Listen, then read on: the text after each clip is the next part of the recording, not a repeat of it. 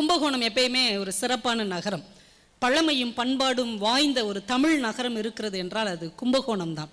கும்பகோணத்துக்கு நிறைய சிறப்பு இருக்குது. கும்பகோணம்னா வெத்தலை, கும்பகோணம்னா காவிரி ஆறு, கும்பகோணம்னா கோவில்கள், கும்பகோணம்னா மகாமகம், அப்படி நிறைய சிறப்புகள் இருந்தாலும் இந்த கும்பகோணத்திற்கு கடந்த 3 வருடங்களாக இன்னொரு சிறப்பாக திகழ்ந்து கொண்டிருக்கிற இந்த தாமரை இன்டர்நேஷனல் ஸ்கூல் இன்னொரு சிறப்பாக நிச்சயமாக திகழ்ந்து கொண்டிருக்கிறது.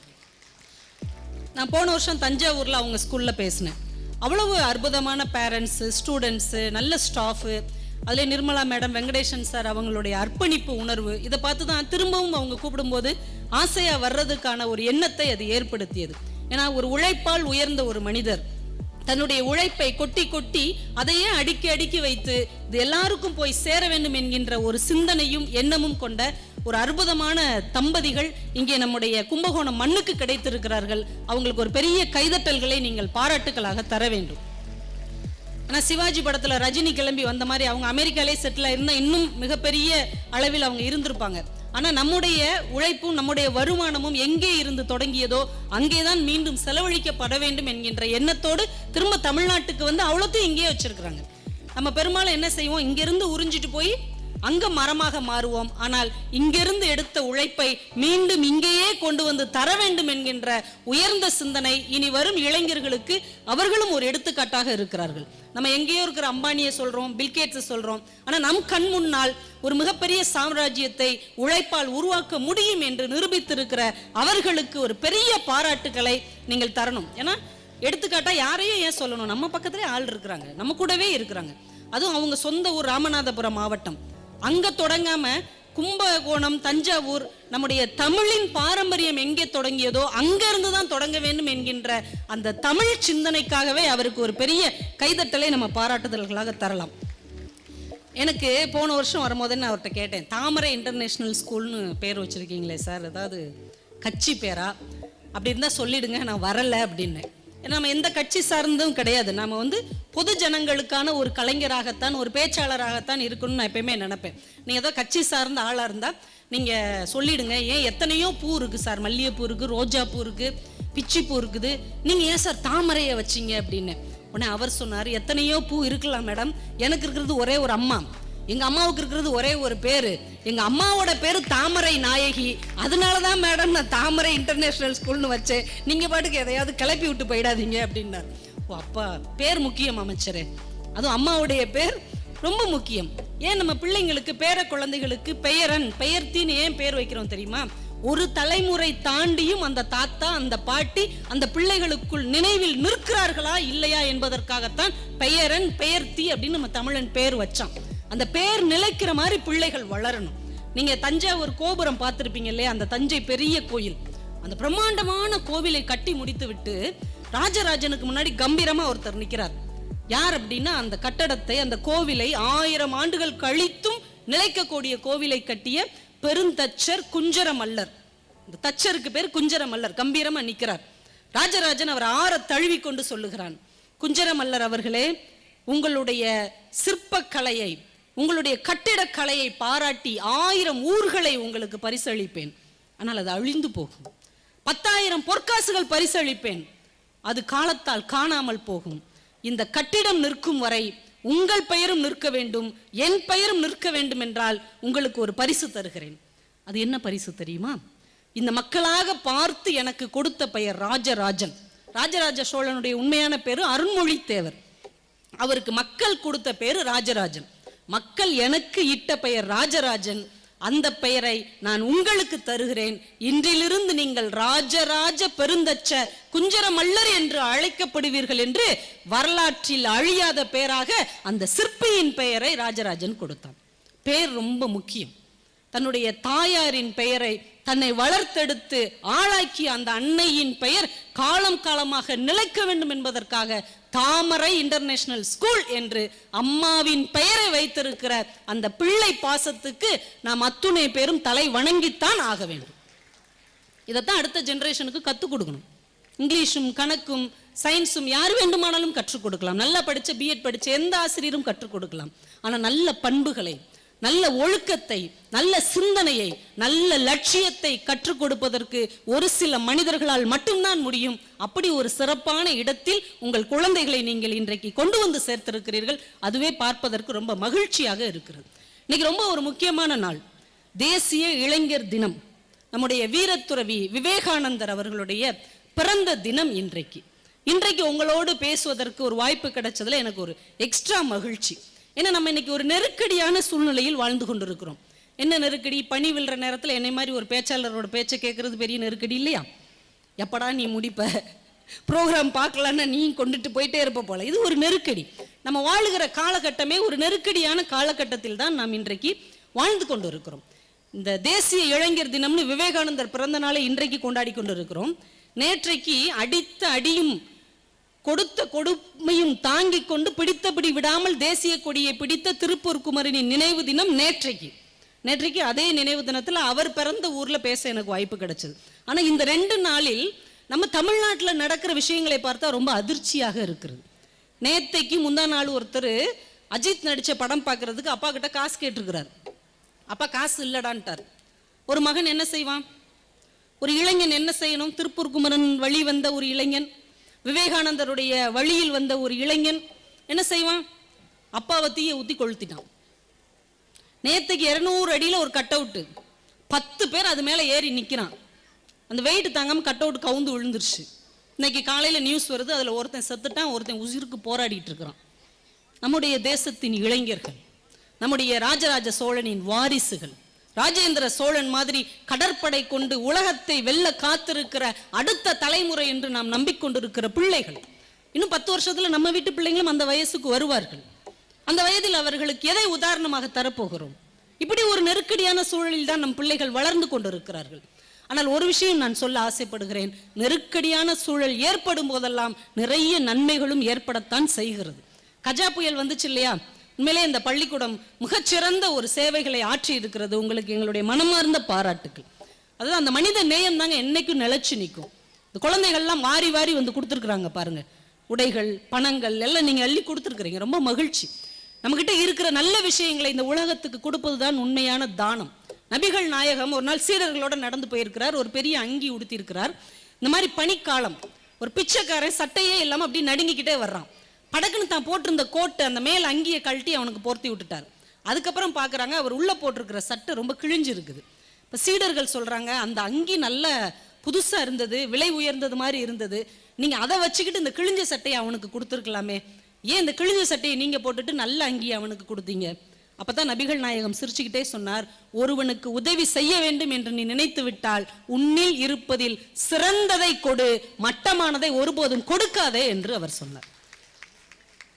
அடுத்த தலைமுறைக்கு நல்ல விஷயங்களை கற்றுக் கொடுக்க வேண்டும். இந்த கஜா புயல் அப்போ அந்த விவசாயிகளுக்கெல்லாம் நிவாரண பொருட்களை திருச்சி கல்லூரி மாணவர்கள்லாம் ஒரு வேன்ல கொண்டு போய் கொடுத்துருக்குறாங்க.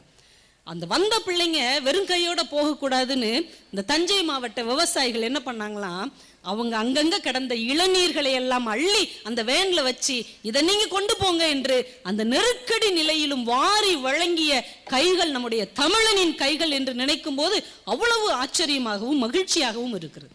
நீங்க கேரளால வெள்ளம் வந்தது கொஞ்ச நாளைக்கு முன்னாடி, அதுல ஒரு விஷயம் கவனிச்சிருந்திருப்பீங்க. நடிகர் பிருத்திவிராஜ்னு ஒருத்தர், மலையாள நடிகர், கேள்விப்பட்டிருக்கீங்கல்ல, பார்த்துருப்பீங்க. மொழிங்கிற படத்துல கூட ஜோதிகாவுக்கு ஜோடியா இருப்பார், நல்லா அழகா இருப்பார். அவங்க அம்மா இந்த வெள்ளம் வர்றதுக்கு ஒரு 6 மாசத்துக்கு முன்னாடி லம்போகினின்னு ஒரு கார் வாங்கியிருக்காங்க. அந்த காருக்கு விலை என்ன தெரியுமா? 1.5 கோடி ரூபாய். 1.5 கோடி ரூபாய்க்கு கார் வாங்கிட்டு அந்த ஓட்டி பார்த்துருக்காங்க. இந்த கேரளாவுடைய தெருக்கள்ல அது சரியா ஓடலை. ஒன்று எம்பிட்டே எம்எல்ஏட்டே போய் சண்டை போட்டிருக்கிறாங்க. என்ன ரோடு வச்சிருக்கிற நீ, என்ன ரோடு வச்சிருக்க? 1.5 கோடி ரூபாய்க்கு கார் வாங்கி வச்சிருக்கிறேன், ரோடு சரியில்லை, இதெல்லாம் ஒழுங்கா போட்டு கொடு அப்படின்னு சத்தம் போட்டு வந்திருக்காங்க. 6 மாசத்துல வெள்ளம் வந்துருச்சு. வெள்ளத்துக்கு லம்போகினி தெரியுமா, டிவிஎஸ் 50 தெரியுமா, சைக்கிள் தெரியுமா, அம்புட்டே வாரி இழுத்து கொண்டு போயிடுச்சு. இப்போ பிருத்திவிராஜ் அம்மா 1.5 கோடி ரூபாய் கார் வச்சிருந்த அம்மா அந்த வெள்ளத்துல எப்படி வந்தாங்க தெரியுமா? நிறைய பேர் வாட்ஸ்அப்ல பார்த்துருப்பீங்க. நம்ம இஸ்லாமிய பெருமக்கள்லாம் ரம்ஜான் அன்னைக்கு எல்லாருக்கும் கொடுக்கறதுக்காக ஒரு பெரிய தேக்ஸால பிரியாணி கிண்டுவாங்க பாருங்க, பெரிய ஒரு அண்டால. அந்த அண்டால அந்த அம்மாவை தூக்கி உட்கார வச்சு அந்த அம்மா ஒரு கொடையை பிடிச்சிட்டு உள்ள பாவமா திரு முழிச்சிட்டு உட்காந்துருக்கு. எல்லாரும் ஐலேசான்னு தள்ளிக்கிட்டு வர்றாங்க. யார? 1.5 கோடி காருக்கு சொந்தக்காரி அண்டால உட்காந்து வருது.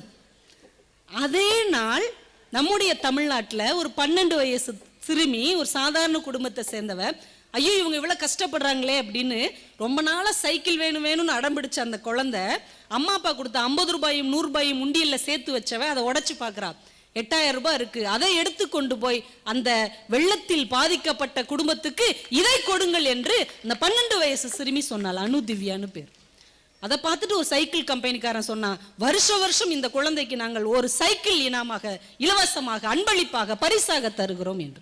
இப்போ நெருக்கடி காலம் வரும்போதெல்லாம் நமக்குள்ளே இருக்கக்கூடிய மனித நேயமும் கருணையும் பேரன்பும் வெளிவருகிறது என்றால், இது மாதிரி சின்ன சின்ன தோல்விகளும் சின்ன சின்ன துயரங்களும் வந்தால் கூட பரவாயில்லை என்றுதான் தோன்றுகிறது. அந்த நெருக்கடி சூழ்நிலையை நாம் எப்படி சமாளிக்க வேண்டும் என்று குழந்தைகளுக்கு கற்றுக் கொடுக்கணும். விவேகானந்தர் அமெரிக்கா சிகாகோல போய் இறங்கிட்டு பார்க்குறாரு, கையில் ஒரு பர்ஸ் வச்சிருந்தார், அதுக்குள்ளே தான் பாஸ்போர்ட் வச்சிருந்தார், பணம் வச்சிருந்தார், போக வேண்டிய விலாசம் எல்லாம் இருந்தது, தொலைச்சிட்டார். அப்படியே சுற்றும் முற்றும் பார்த்துட்டே இருக்கிறாரு, யாருமே இவரை கவனிக்கல. எல்லாரும் போகிறாங்க வர்றாங்க, யாருமே கவனிக்கல. இவர் அப்படியே தகச்சு போய் நின்றுட்டு இருக்கும் போது ஒருத்தர் மட்டும் வந்தார், அந்த அமெரிக்காக்காரர் வந்தார். என்ன ஒரு மாதிரி பதட்டமாக இருக்கிறீங்க, உங்களுக்கு ஏதாவது பிரச்சனையா அப்படின்னு ஆங்கிலத்தில் கேட்டார். உடனே விவேகானந்தர் சொன்னார், ஆமாங்க, நான் வச்சிருந்த பாஸ்போர்ட்டு, போக வேண்டிய அட்ரஸ்ஸு, கையில் இருந்த கொஞ்சம் பணம் எல்லாமே எப்படியோ தொலைஞ்சு போச்சு, என்ன பண்ணுறதுன்னு தெரில. உடனே அவர் கேட்டார், சரி உங்களுக்கு இங்கே யாருமே தெரியாதா, உங்களுக்கு யாராவது நண்பர் உறவினர் யாருமே இல்லையா, என்ன பண்ண போகிறீங்க? அதுக்கு விவேகானந்தர் சொன்னார், இருக்கிறார், எனக்கு ஒரே ஒரு நண்பர் இருக்கிறார், என்னுடைய ஆருயிர் நண்பர், எனக்காக அவர் என்ன வேணாலும் செய்வார், அப்படி ஒரு நண்பர் இங்கே இருக்கிறார், யார் சொல்லுங்க சொல்லுங்க அப்படின்னார். நீங்க தான் அது அப்படின்னார். அந்த ஆள் மிரண்டுட்டார், நான் தானா, என்ன இப்படி சொல்றீங்க? ஆமா, நான் இவ்வளவு நேரம் இங்கே அலைஞ்சு திரிஞ்சிட்டு இருந்தேன், யாருமே என்னை கண்டுக்கல, ஆனா ஒருத்தன் பாவமா நிக்கிறான்னு பரிதாபப்பட்டு அன்போடும் கருணையோடும் வந்து என்னிடம் பேசினீர்களே, உங்களை விடவா எனக்கு ஒரு நண்பன் இந்த அமெரிக்காவில கிடைத்து விட முடியும், நீங்கள் தான் என் நண்பர்னார். அவர் ரொம்ப அசந்து போய் அதுக்கப்புறம் கிட்டத்தட்ட 20-25 வருடங்கள் விவேகானந்தர் கூடவே இருந்திருக்கிறார் ஒரு சீடனாக. அப்போ ஒரு நெருக்கடி காலம் வரும்போது எல்லோரையும் அரவணைத்துக் கொள்ளுகிற ஒரு பக்குவத்தை, ஒரு பதட்டம் இல்லாத சிந்தனையை நம் குழந்தைகளுக்கு நாம் கற்றுக் கொடுக்க வேண்டும். அதுதான் இன்னைக்கு காலத்துல ரொம்ப தேவை. ஏன்னா குழந்தைகள் நம்மை விட ஆச்சரியமானவர்கள். இன்னைக்கு ரொம்ப அவங்க அறிவா இருக்காங்க, நம்ம காலம் மாதிரியே அன்னைக்கு இருக்கிறாங்க. எனக்கு இந்த ஸ்கூல்ல ரொம்ப பிடிச்ச இன்னொரு விஷயம், சாப்பாடு மத்தியானம் கொடுத்துட்றீங்க, ரொம்ப சந்தோஷமா. இன்னைக்கெல்லாம் அருமையான சாப்பாடுங்க, நீங்களே மிஸ் பண்ணிட்டீங்க, மத்தியானம் வந்திருந்தீங்கன்னா உங்களுக்கும் கிடைச்சிருக்கும். அப்படி ஒரு புளிக்குழம்பு மாங்காய்லாம் போட்டு ரொம்ப சூப்பராக இருந்தது, ரொம்ப நல்லா அன்பாக பரிமாறினாங்க, சாப்பிட வச்சுட்டே இருந்தாங்க. பிறகு கேட்டேன், இது எங்கே இருந்து, எந்த ஹோட்டல்ல இருந்து வாங்கினதுன்னு. ஹோட்டலில் வாங்கலை, இங்கே படிக்கிற மாணவர்களுக்கு டெய்லி மத்தியான சாப்பாடு பள்ளிக்கூடத்திலே கொடுத்துட்றோம் நாங்கள். அட பாவிகளா, இதை கொஞ்சம் எங்கள் ஊரில் வந்து சொல்லிட்டு போங்க. ஏன்னா காலையில் 7:30க்கு வந்துடுதுங்க பஸ்ஸு. இந்த 7:30க்கு பஸ்ஸில் இவங்களை அனுப்பவங்களும் நம்ம எத்தனை 7:30 சமாளிக்க வேண்டியிருக்கு. காலையில் இவங்களுக்கு டிஃபன் செஞ்சு, வீட்டுக்காருக்கு காஃபி போட்டு, மாமியாருக்கு டிஃபன் பண்ணி கொடுத்து, மாமனாருக்கு டீ போட்டு கொடுத்து, அப்போ தான் இவர் என்னமோ பெரிய மன்மோகன் சிங் மாதிரி உட்காந்து பேப்பர் படிச்சுட்டு இருப்பார். அந்த 7:30 மணிக்குள்ள அவ்வளோ பேருக்கும் தேவையானதை ரெடி பண்ணி கொடுக்கக்குள்ள எவ்வளோ போதும்னு ஆயிடுது. லஞ்சாவது ஸ்கூலில் கொடுத்துருவாங்கன்னா எவ்வளோ ரிலாக்ஸாக இருக்கும். தோசை மட்டும் சுட்டு தின்ட்டு போ அப்படின்னு அனுப்பி விட்டுறலாம்.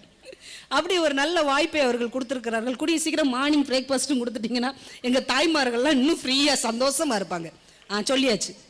சொல்லியாச்சு சார், நிறைய பேர் ஆசைப்படுறாங்க, மார்னிங்கும் கொடுத்துருங்க சார், நாங்கள் நிம்மதியாக 8 மணிக்கு எந்திரிச்சு அப்படியே அனுப்பி விட்டுறோம். ஏன்னா முடியல, அவ்வளவு வேலைகள் காலங்காத்தால பெண்கள் சந்திக்க வேண்டி இருக்கிறது. அந்த பொறுப்பை எல்லாம் பள்ளிக்கூடமே ஏற்றுக்கொள்ளுகிறது என்றால் அதை விட மகிழ்ச்சியான விஷயம் எங்களுக்கு வேற என்ன இருக்குது?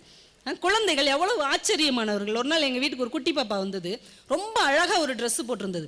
பாப்பா ட்ரெஸ்ஸு ரொம்ப அழகாக இருக்கே, பொங்கலுக்கு எடுத்ததா அப்படின்னு. எனக்கு எடுத்தது அப்படின்ட்டு ஓடிருச்சு. எவ்வளோ அப்பாவியாக இருக்காங்க பாருங்க. 2 நாள் முன்னாடி ஒரு பாக்ஸ் கொண்டு வந்தாவா. ஆனால் என்ன பாப்பா உள்ளே இருக்குன்னு, உள்ளே நிறைய சாக்லேட் இருக்குது அப்படின்னா. அப்படியாண்ணே? ஆமாம். எத்தனை சாக்லேட் இருக்குன்னு சொல்லுங்க அப்படின்னா. சொன்னால் என்ன தருவேன் அப்படின்னு. இதில் எத்தனை சாக்லேட் இருக்குன்னு நீங்கள் கரெக்டாக சொல்லிட்டீங்கன்னா இதில் இருக்கிற 18 சாக்லேட்டையும் உங்களுக்கே தந்துடுறேன் அப்படின்னு. நாங்கள் எவ்வளவு வெள்ளந்தியா, எவ்வளவு அப்பாவியா, எவ்வளவு பரிசுத்தமாக, எவ்வளவு புனிதமாக இந்த குழந்தைகள் இருக்கிறார்கள். ஆனால் அவங்க வளர அந்த குழந்தைகளை நம்ம எப்படி மாற்றிடுறோம்? அவங்க மனசுக்குள்ளே இருக்கிற வஞ்சகம் கூட வெளியில் தெரியாமல் பேசிடுறாங்க. போன வாரம் எங்கள் மாமியார் எங்கள் வீட்டுக்கு வந்திருந்தாங்க. வந்தவங்க சும்மா இல்லாமல் கேசரி கிண்டுனாங்க. அவங்க நல்லா கிண்டுவாங்கன்னு வைங்களேன். கேசரிங்க, நீங்கள் வேறு வீட்டுக்காரர் வேறு வந்திருக்காரு. கேசரி கிண்டுனாங்க. இந்த பசங்களுக்கு, குட்டி பசங்க எப்பயுமே பாட்டி கூடயே திரிவாங்க பார்த்தீங்களா, அவன் பக்கத்துலேயே நின்று எட்டி பார்த்துட்டு இருந்தான் என் பையன். என் பொண்ணு மூத்தவ ஹாலில் உட்காந்து படிச்சுட்டு இருந்தா. உடனே இவங்க என்ன பண்ணாங்க, கேசரியை கிண்டி முடிச்ச உடனே ஒரு கிண்ணத்தை எடுத்து அதில் கேசரியை வச்சு இதை அக்காவுக்கு கொடுத்துட்டு வந்துருன்னு அவன்கிட்ட கொடுத்தாங்க. வாங்கின உடனே அவளுக்கு மட்டும் இவ்வளவா அப்படின்னா. உடனே எங்கள் மாமியார் சொன்னாங்க, அப்படி நினைக்கிறியா நீ, அப்போ இதை நீ வச்சுக்கோ அப்படின்னாங்க. உடனே சொன்னா பாருங்க, எனக்கு மட்டும் இவ்வளோதானா? அதே அளவு கேசரி அக்காவுக்கு கொடுத்துட்டு வானா, அவளுக்கு மட்டும் இவ்வளோவா? சரி அப்போ நீ வச்சுக்கணும், எனக்கு மட்டும் இவ்வளவு தானா? அப்போ மனசுக்குள்ள இருக்கிற அந்த வஞ்சகம் கூட அது வஞ்சகம் என்று தெரியாமல் வெளிப்படையாக பேசக்கூடிய குழந்தைகள் இன்றைக்கு நம் கண் முன்னால் வளர்ந்து கொண்டிருக்கிறார்கள். அவர்களை எப்படிப்பட்ட இளைஞர்களாக, எப்படிப்பட்ட மனிதர்களாக நாம் இந்த சமூகத்திற்கு திருப்பி தரப்போகிறோம் என்று நினைத்தால் கொஞ்சம் பயமாகத்தான் இருக்கிறது. உண்மையா இல்லையா? நீங்க ஒரு நிமிஷம், ஒரு செகண்ட் கண்ணை மூடி இந்த குழந்தை பிறந்த அன்னைக்கு உங்க கையில கொடுக்கப்பட்டது இல்லையா, அதை கொஞ்சம் கற்பனை பண்ணி பாருங்களேன். ஒரு செகண்ட் அந்த குழந்தை அப்படியே ரோஜா பூவுக்கு கை கால் முளைச்ச மாதிரி அப்படி தொட்டா, அப்படி ஒரு பூ உலகத்துல எங்கேயுமே நீங்க பார்க்க முடியாது. அவ்வளோ சாஃப்டா, அந்த முடி அவ்வளோ மெல்லுசா, சின்ன சின்ன விரல், அந்த வயிறை தொடும் போது அப்படியே குழையும் பாருங்க. அந்த கண்ணம்லாம் அப்படியே பட்டை விட ரொம்ப மென்மையா இருக்கும். அந்த குழந்தைய தூக்கும் போது உங்க மனசுக்குள்ள எவ்வளோ சந்தோஷமா இருந்தது. இறைவனே கையில கிடைச்ச மாதிரி இருந்ததுல. அப்பத்தான் விழுந்த மழை துளியை கைகளில் ஏந்தி கொள்வது போல எவ்வளவு பரவசமா இருந்தது. இன்னைக்கு அதே பரவசம், அதே மகிழ்ச்சி இருக்குதா அந்த குழந்தைங்க வளர்றதை பார்க்கும்போது? அதே சந்தோஷத்தை இவர்கள் வளர்ந்து தருவார்கள் என்று நீங்கள் நம்புகிறீர்களா? எங்க நடந்தது பிரச்சனை? எங்கே நாம் நம்மை சரி செய்து கொள்ள வேண்டுமா, இல்லை இந்த குழந்தைகளை நாம் சரி செய்து கொள்ள வேண்டுமா? கொஞ்சம் யோசிச்சு பாருங்க. பெற்றோர்களும் ஆசிரியர்களும் மட்டும் கரெக்டா பிளான் பண்ணி இந்த குழந்தைகளை வளர்த்தோம்னா மிகச்சிறந்த மனிதர்களாக இந்த குழந்தைகளை நம்மால் வளர்க்க முடியும். அது நம்ம கையில தான் இருக்குது. ஏன்னா ஆசிரியர்கள் என்பவர்கள் சாதாரணமானவர்கள் கிடையாது. நம்பி ஒப்படைங்க. அப்ப பார்த்தாலும் இந்த ஆசிரியர் ஒழுங்கா நடத்துவாங்களா, நடத்த மாட்டாங்களான்னு அவங்கள சந்தேகப்பட்டுட்டே இருக்குது. எல்லாம் சந்தேகப்படாதீங்க. அவங்க வேலையே உங்க பிள்ளைங்களை நல்லா வளர்க்குறது தான். உங்களுக்கு வேணா ஒரு பிள்ளை 2 பிள்ளை, அவங்களுக்கு 30 பிள்ளை. 30 பிள்ளையும் நல்லா வளர்க்க வேண்டியங்கிற பொறுப்பு அவங்களுக்கு இருக்கு. உங்களுக்கு 2 பிள்ளையே பொறுப்பாக வளர்த்தா போதும். அவங்க தாண்ட படிக்கிற 30 பிள்ளையும் நல்லா வளரணும். தான் பிள்ளை பரவாயில்ல, படிச்சா கூட பரவாயில்ல, தங்கிட்ட படிக்கிற பிள்ளைகள் மிகப்பெரிய உயரத்துக்கு வரணும்னு ஆசைப்படுகிறவர்கள் உண்மையிலேயே ஆசிரியர்கள். கொஞ்சம் நம்பி ஒப்படைங்க. நான் பிக்காசோ என்கின்ற மிகப்பெரிய ஓவியர் மொத எழுதின வார்த்தை பென்சில். அதை பார்த்துட்டு அவங்க ஆசிரியர் சொன்னார், மொத்த வார்த்தையே பென்சில்னு எழுதுறான், இவனுக்கு ஓவியம் நல்லா வரும், அந்த வகுப்புல சேருங்க. பிற்காலத்தில் அவன் மிகப்பெரிய ஓவியனாக மாறினான். நம்ம பாரதி, எட்டயபுரத்து பாரதி, அவன் பெரிய கணக்கு வாத்தியார வரணும்னு அவங்க அப்பாவுக்கு ஆசை, சின்னசாமி ஐயாவுக்கு. அவர் கொண்டு போய் திருநெல்வேலி பள்ளிக்கூடத்தில் உட்கார வச்சுட்டார் கணக்கு வகுப்புல. இந்த பையன் நல்லா கணக்கு போடுவான், சொல்லி கொடுங்க. வாத்தியார் 2 கணக்கு சொல்லி கொடுத்து 3வது கணக்கு போடுங்கடா அப்படின்னாரு. எல்லாரும் பேப்பரையும் வாங்கி பார்த்துட்டே இருந்தார். பாரதி பேப்பரை வாங்கி பார்த்தார். அந்த பையன் எழுதியிருக்கான், கணக்கு எனக்கு பிணக்கு ஆமணக்குன்னு எழுதியிருக்கான். வாத்தியார் பார்த்தார், இங்க பாரு, சுட்டு போட்டாலும் உனக்கு கணக்கு வரவே வராது, ஆனா கவிதை வரும். எனக்கு பிணக்கு ஆமணக்குன்னு எழுதியிருக்கேல்ல, கண்டிப்பா உனக்கு கவிதை வரும். நீ தமிழ் வகுப்பில் போய் உட்கார்னு கூட்டு போய் தமிழ் வகுப்பில் அன்றைக்கு அந்த ஆசிரியர் உட்கார வைத்தராவிடையில் மகாகவி பாரதி என்கின்ற கவிஞன் இந்த தமிழ் தேசத்துக்கு கிடைக்காமலே போயிருப்பான். எங்க ராமருக்கு கல்யாணம் ஆயிருக்காது தெரியுமா உங்களுக்கு? வாத்தியார் இல்லாட்டி எந்த ராமர்? ராமாயணத்துல வர்ற ராமன். சீதையை மனம் முடிக்கிறதுக்காக வில்ல உடைச்சிட்டார், அதெல்லாம் உங்களுக்கு தெரியும். வில்ல உடைச்ச உடனே அப்பா கேட்பார்ல, மாப்பிள்ளை வில்ல உடைச்சிட்டார்ல, யாரு எப்படிப்பட்டவரும் ஜனகர மகாராஜா கேட்கிறார். ராமன் ஒருத்தர் வில்ல உடைச்சிட்டாராமே, அவங்க அப்பா எப்படிப்பட்டவர் எல்லாம் சொல்றாங்க. அவங்க அப்பா பெரிய கை அப்படின்னா 60,000 ஒய்ஃப் அன்அஃபிஷியல், அதுக்கப்புறம் அஃபிஷியலா 3 ஒய்ஃப். 60,000 ஒய்ஃபா? அவங்களுடைய மகனுக்கா நம்ம பொண்ணு கொடுக்கவான்னு பதறிட்டாரு. பதறி அப்படியே குழப்பத்தில் இருக்கிறாரு. இப்பதான் விஸ்வாமித்திரர் சொல்றாரு, ஒன்றும் பதறாத, தசரதனுடைய மகன் ராமன் நீ நினைக்கவே நினைக்காத. அவன் பிறந்ததுதான் தசரதன் வீட்டில், ஆனால் வளர்ந்தது, ஒழுக்கத்தை படித்தது எல்லாமே வசிட்டர் என்கின்ற ஆசிரியன் கையில் வளர்ந்தான். நீ நம்பி பொண்ணை கொடுனார். ஓ, வசிட்டர்கிட்ட படிச்ச பிள்ளையா, அப்ப நல்ல பிள்ளையா இருக்கும். அதனாலதான் ஒருத்திக்கு ஒருத்தன் அப்படின்னு அவன் வாழ்ந்தான். ஆசிரியர்களுக்கு அவ்வளவு முக்கியத்துவமான இடம் நம்முடைய புராணத்தில் வரலாற்றில் இருக்கிறது. அதனால ஆசிரியர்களுக்கு முக்கியத்துவம் கொடுத்து நம்பி ஒப்படைங்க. என் பிள்ளைக்கு என்ன வரும், என்ன செஞ்சா இந்த குழந்தை இதை படிக்கும்னு ஆசிரியர்கள்ட்ட கொஞ்சம் அன்போடு கேட்டு பாருங்கள். ஆசிரியர்கள் கரெக்டா இருக்கிறாங்க. நாமளும் அந்த பாதையில பிள்ளைகளை கொண்டு போனா எப்படியோ கொண்டு வரலாம். நாம எல்லாருக்கும் என்ன பிரச்சனை தெரியுமா? நாம என்ன கனவு கண்டோமோ அதை நம்ம பிள்ளையும் காணணும்னு நினைக்கிறோம். அதுதாங்க பிரச்சனை, வேற ஒரு பிரச்சனையும் இல்லை. நம்ம என்ன கனவு கண்டோம், நம்ம கலெக்டர் ஆகணும்னு ஆசைப்பட்டோம், நம்மளால ஆக முடியல. அப்ப இந்த பையலை கலெக்டர் ஆக்கணும். எப்படி ஆவான்? இல்லை எப்படி ஆவான்? நம்ம 22 மார்க் எடுத்தோம் 100க்கு, இவன் அதிகபட்சம் 62 72 வருவான். 100க்கு 100 வாங்கணும்னா ரொம்ப ஆச்சரியமா இருக்குங்க. ஒரு தலைமுறையில எவ்வளவு உலகம் மாறிடுச்சு. அன்னைக்கெல்லாம் நம்ம 35 மார்க் எடுத்தா நம்ம அம்மா எவ்வளவு சந்தோஷப்பட்டாங்க. 35 மார்க் எடுத்துட்டு ஆத்தா நான் பாஸ் ஆயிட்டேன்னு ஓடி அந்த மயில் மாதிரி. நம்ம அம்மா ஆச்சரியமா பார்த்து இந்த கழுதை ஃபெயில் ஆயிருன்னு பார்த்தோம், பாஸ் ஆகி பிடிச்சேன்னு பாயாசம் வச்சு தெருவுக்குலாம் கொடுத்தாங்க. ஆனால் இன்னைக்கு 98 மார்க் நம்ம பிள்ளை வாங்கிட்டு வந்தாலும் மீதி 2 மார்க் எங்க அந்த 2 மார்க் அவனை தெருவுலையா போட்டு வந்தான்? மீதி 2 மார்க்குங்க. 100 மார்க் எடுத்தா கூட அடிப்பாங்க போல இருக்கு இனிமே. ஏன்டா 100 மார்க் எடுத்த அப்படின்னு, மொத்தமே 100 மார்க் தானே. அந்த அளவுக்கு பிள்ளைங்களை போட்டு படுத்துறது. இவங்க படுத்துற பாட்டில் கீரைக்காரமெல்லாம் வந்து அட்வைஸ் பண்ணுது, ஏன் நல்லா படியா, உங்கள் அம்மா உன்னை எவ்வளோ கஷ்டப்பட்டு படிக்க வைக்கிறது தெரியுமா. பால்காரரு அவர், டே ஒழுங்கா படுறா அப்படிங்கிறாரு. வரவங்க போகிறவங்களாம் இந்த பயலுக்கு அட்வைஸ் பண்ணி அவங்க நொந்து போய் கிடக்குறாங்க. இந்த 10ஆம் கிளாஸ் 12ஆம் கிளாஸ் படிக்கிறவங்க வீட்டுக்குலாம் போவே கூடாதுங்க. அந்த பக்கம் என்ன விசேஷம் நடந்தாலும் தலை வச்சு கூட படுக்காதீங்க. அன்னைக்கு நான் ஒரு 12ஆவது படிக்கிற பையன் வீட்டுக்கு போயிருக்கேன். எங்கள் சொந்தக்காரர் அவர், அண்ணா எப்படி இருக்கீங்க, என்ன பையன் 12ஆவது படிக்கிறான். அந்த அண்ணிட்ட, அண்ணி என்ன என்ன பையன் 12ஆவது படிக்கிறான். அங்கே ஒரு 5 வயசு பிள்ளை இப்படியே உட்காந்துருக்கு. நீ ஏமா இப்படியே உட்காந்துருக்கு, அண்ணன் 12ஆவது படிக்கிறான். நான் சுற்றி சுற்றி தேடுறேன், 12ஆவது படிக்கிற பையில காணும். அவன் தெருவில் கடந்து கிரிக்கெட் விளையாடிட்டு இருக்கான். இல்லை என்னலே உன் குடும்பமே உனக்காக உட்காந்து கும்மி அடிச்சிட்டு இருக்காங்க, நீனு தெருவில் விளையாடிட்டு கிடக்க அப்படின்னா போட்டு படுத்துறாங்கக்கா. உட்கார விட மாட்டேங்க, நிற்க விட மாட்டேங்க, சோறு திங்க விட மாட்டேங்க, உனக்கெல்லாம் திங்கிறதுக்கு கேட்குதான்னு திட்டுறாங்க. அதான் நைஸாக எஸ்கேப் ஆகி வெளியே ஓடி வந்துட்டேன் அப்படிங்கிறான். அப்போ பிள்ளைகள்கிட்ட நம்ம என்ன சொல்லி வளர்க்கிறோம், மதிப்பெண் கிடைத்தால் மகிழ்ச்சின்னு சொல்லி கொடுக்குறோம். இல்லைங்க, மகிழ்ச்சியாக இருந்தால் மதிப்பெண் கிடைக்கும். நீங்கள் அவங்க கலெக்டராக வரலாம், போலீஸாக வரலாம், நல்ல விவசாயியாக வரலாம், ஆனால் அவங்க மகிழ்ச்சியானவர்களாக வர வேண்டும் என்று தயவு செஞ்சு நீங்கள் அவர்களுக்கு சொல்லிக் கொடுங்கள். மகிழ்ச்சி தான் முக்கியம். மகிழ்ச்சியே இல்லாத ஒரு டாக்டராக இருந்தால், வர்றவனில் வா உனக்கு காய்ச்சலா, இந்த உனக்கு ஊசி போடு, உனக்கு என்ன செய்யுது, அப்படி ஒரு மகிழ்ச்சி இல்லாத டாக்டராக இருக்கிறதுக்கு அவன் சாதாரணமானவனாக இருந்துட்டு போயிடலாமே. நம்மளுடைய இலக்கு என்ன, மகிழ்ச்சியாக இருப்பது. நீ சாதாரண வேலை பார்த்துருக்கியா, பெட்டி கடை கூட வை, MBA படிச்சுட்டு பெட்டி கடை வை, ஆனால் அந்த பணத்தில் உன்னால் மகிழ்ச்சியாக வாழ முடியும் என்றால் அதுதாங்க சந்தோஷம்.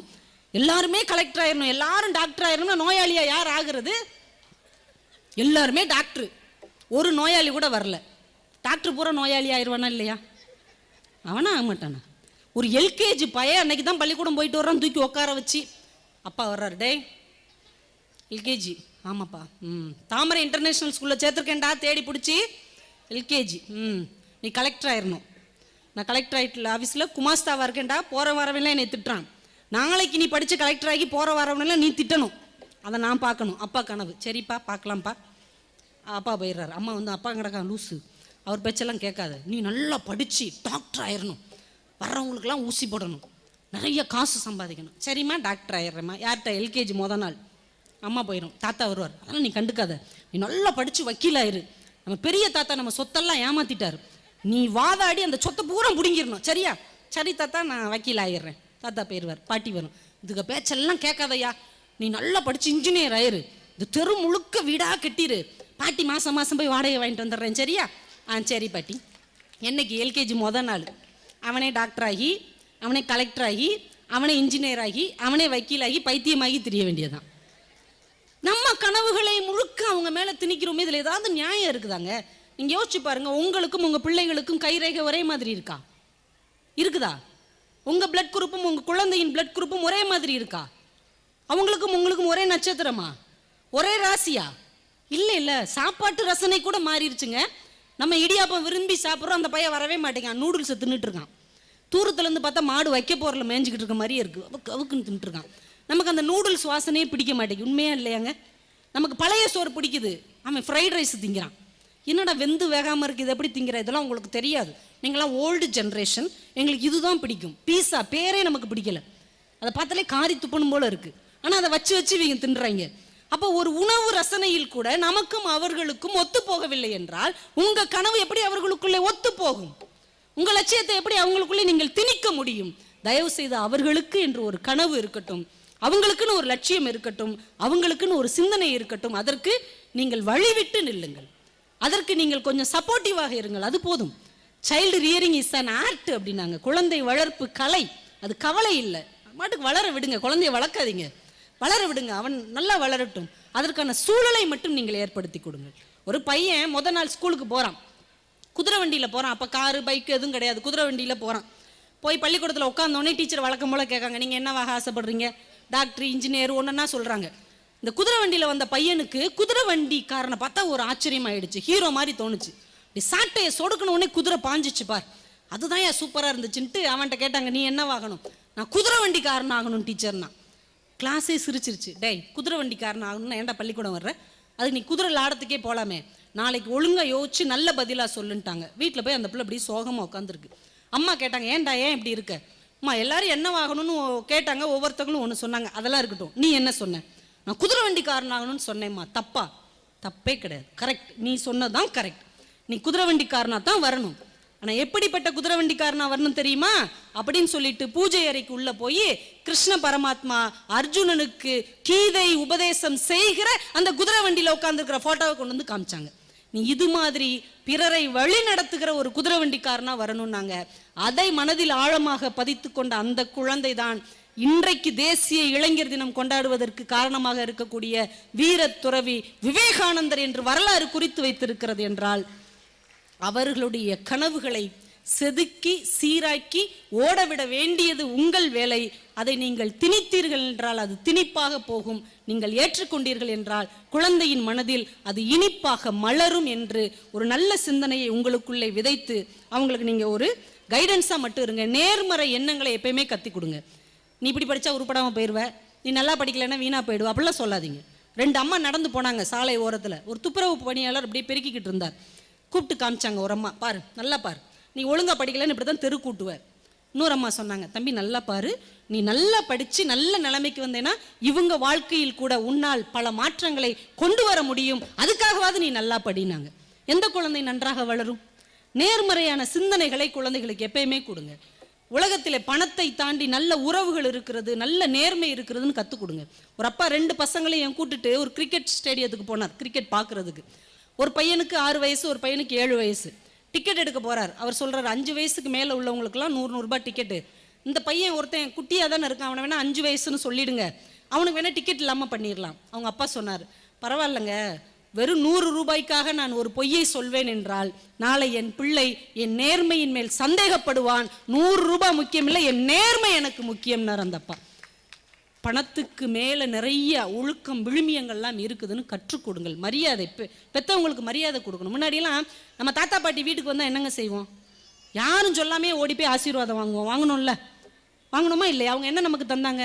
8 அண்ணா கொடுத்துருப்பாங்க, சந்தோஷமாக வாங்கிட்டு போனோம். இன்றைக்கி எங்கள் அப்பா எங்கள் வீட்டுக்கு வர்றாரு, என் பையன்ட்ட சொல்கிறேன், போய் காலில் விழு. என்னது தாத்தா வந்திருக்காரு காலில் விழு. எதுக்கு விழணும்? என்னை பெற்றிருக்காருடா, உன்னை பெற்றா நீ போய் விழு, என்ன எதுக்கு விழ சொல்கிற அப்படின்னா, காலில் விழுந்தா காசு தருவார்டான்னு நெசமாவான்ட்டு ஓடி போய் காலில் விழுறான். அவர் பாக்கெட்லேருந்து பதறி போய் 10 ரூபா கொடுக்குறாரு. அதை வாங்கி இப்படியே பார்த்துட்டு, இந்த 10 ரூபாய்க்கு இந்த ஆள் காலில் விழ சொல்கிறேன், இந்த நீயே வச்சுக்கோ அப்படின்னு போயிட்டான். அப்போ பணம் பணம் பணம் அதுதான் முக்கியம், நம்ம சொல்லி கொடுத்து வளர்த்துருக்கிறோம்.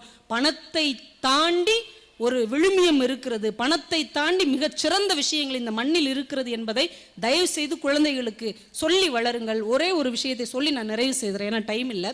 ஏன்னா நான் போன வருஷம் படித்த ஒரு நிகழ்வு, பேப்பரில் படித்தது, நீங்களும் படிச்சிருப்பீங்க. ஆனால் அந்த செய்தியை தாண்டி என்னால் வெளியில் வரவே முடியலை. அதை எல்லா மேடையிலையும் நான் சொல்லிட்டு இருக்கிறேன், உங்ககிட்டையும் சொல்லிட்டு தான் போவேன். ஒரு அம்மா மகன், சின்ன பையன், அவன் குட்டி பையனாக இருக்கும் போதே கணவரை இழந்துட்டாங்க. திருச்சிக்கு பக்கத்தில் ஒரு விவசாய குடும்பம், கொஞ்சம் நிலபலன், அதை வச்சு கஷ்டப்பட்டு வேலை பார்த்து இந்த பையனை படிக்க வைக்கிறாங்க. நல்லா படிக்கிறான். ஆனால் வளரும் போதே பணம் தான் முக்கியம், சொந்தங்களை நம்பிராதன்னு சொல்லி சொல்லி கொடுத்து வளர்க்குறாங்க. நல்லா படித்தான், நல்ல கல்யாணம் பண்ணி கொடுத்தாங்க, நல்ல வேலை கிடச்சி சிங்கப்பூர் போயிட்டான்.